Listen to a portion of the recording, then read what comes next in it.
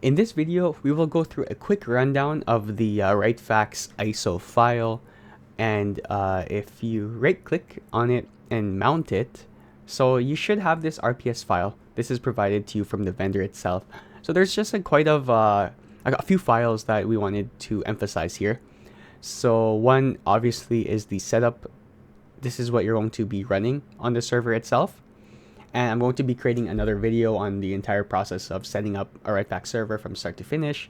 But just to go through all the information here on all the important files that you need. So you have the setup file. This is what you're going to use to set up RightFax. And the README file, it gives you all the information as to where to find documentations and all of that. So typically it's just the OpenText website to get that information. And there's also the client, which is important because this is the fax util client where your end users will be sending out their faxes and viewing all their faxes.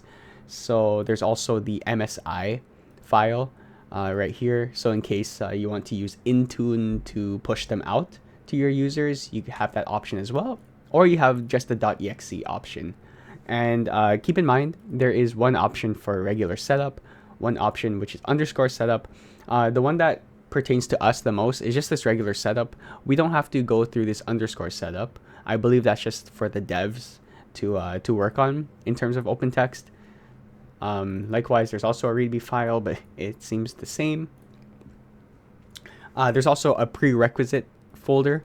So all of this information you don't have to worry about for the most part. You don't have to manually install any of these. These are just for the install process. So in case you want to select a custom install and choose specific features, this is where OpenText, the installer for OpenText Fax, would install them for you.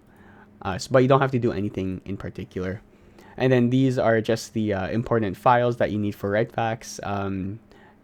These ones don't really pertain to you as an end user or as an admin. All you have to do is simply run that setup file.